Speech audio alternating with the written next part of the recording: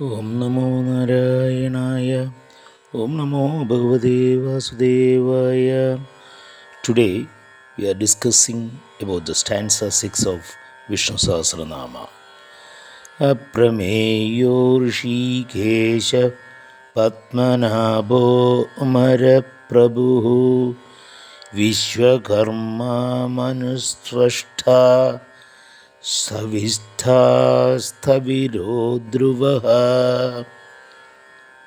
The 46th name, Aprameya, he who cannot be defined and explained in terms of any logical term of reference with other things, should necessarily be inexpressible. A thing that can be directly perceived, pratyaksha, can be desired.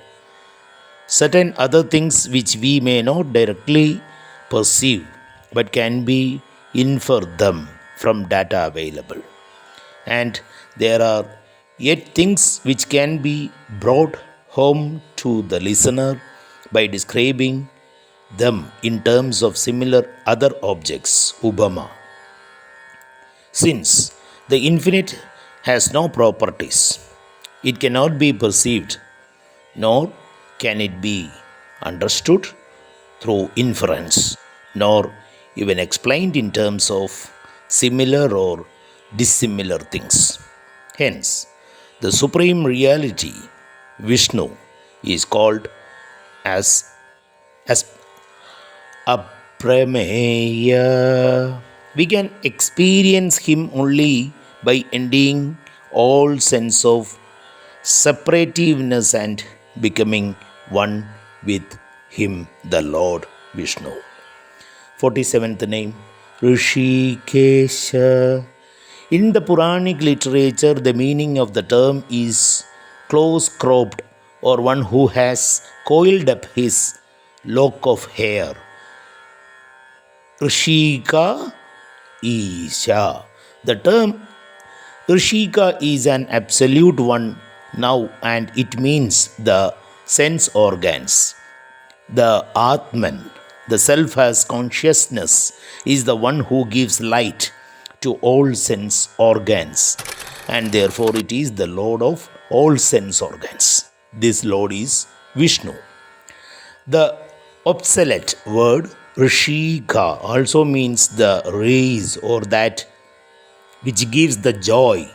Thus, the term Rishika can mean the Lord of the race. The sun and moon. This way interpreted commentators point out that the term Rishikesha means he who has himself becomes the sun and the moon. In his manifestations as the sun and the moon, the Lord himself whips the world to wakeful activities and sends the world to sleep and rest. Thus, Rishikesha and its deeper significance is to all contemplative hearts, the Lord who becomes himself the world, exalts himself in his activities, and ultimately packs his toys and goes to rest at the time of dissolutions. 48th name, Padmanabha, one from whose navel, Nabi, springs the lotus Padma, which is the seat of the four-faced creator Brahmaji. Lotus in Hinduism represents truth or any of its manifested powers.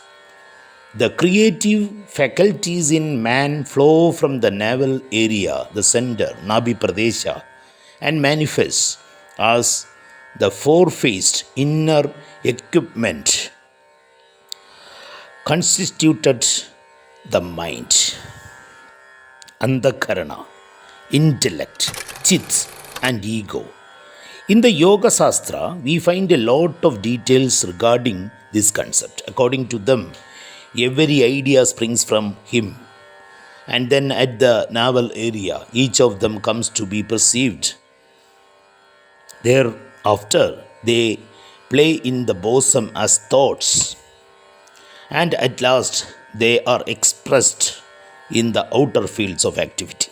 In this discussion upon the evolutionary stages through which every idea becomes an action, we gather a clearer insight into the meaning of the symbolism of the Creator seated on the lotus, which springs forth from the Nabi Pradesha of the Lord, navel of the Lord, the Supreme Vishnu.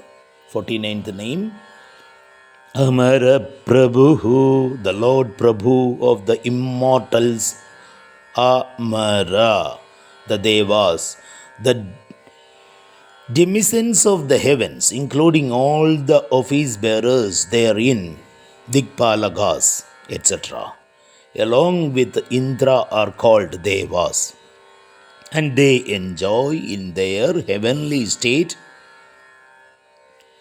additive immortality. The Devas live and continue functioning till the great dissolution, the sleep of the Creator, compared with the short span of the existence of man on this globe. The accounts through with the Devas live can be considered as endless or immortal. One who serves them with his might, giving protection and security to all creatures, is called, therefore, Amara Prabhu. 50th name, Vishwakarma, the very creator of the world of objects, of all equipments, of experiences, and of all experiences in all bosom, is called the Vishwakarma. Herein, the infinite Lord is but a witness of all that is happening, and though the experienced world is sustained in him, he is not involved in the imperfections or mortality that are happening all around at all times in the Vishwam. They are in me, I am not in them, Bhagavad Gita says. 51st name, Manu. The term means one who has the ability to reflect upon the higher Mananasila. Manu.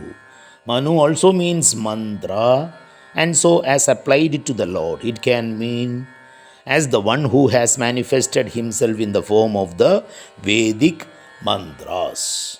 52nd name, Svashta, one who makes gross things of huge dimensions into minutes particles. At the time of the world's dissolution, the entire gross world falls back into its subtler elements until at last pure, objectless space alone comes to remain. 53rd name, Stovishta. Stavishta, it is the supreme relative degree of gross, Stula, and thus the supremely gross is the subtlest reality. The infinite as the subtlest is all pervading in its own nature.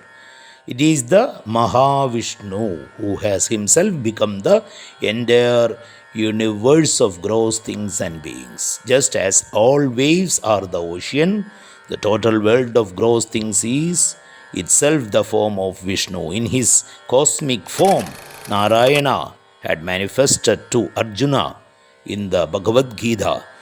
There, the words of Arjuna's chant will clearly bring home to us that the entire gross world is ever his own divine form. 54th name, Staviro Dhruvaha, the ancient Stavira and the motionless or form, the firm Dhruvaha. He is called the ancient because the very first unit of time itself had risen from him. He was the progenitor of the very concept of timeliness. Therefore, time cannot condition him. Thus, he becomes the most ancient. He is the firm truth. Nothing that happens in the phenomenal world can affect him at any time. Om Namo Narayanaya. Om Namo Bhagavate Vasudevaya. Govinda Nama Sankirtanam Govinda Govinda.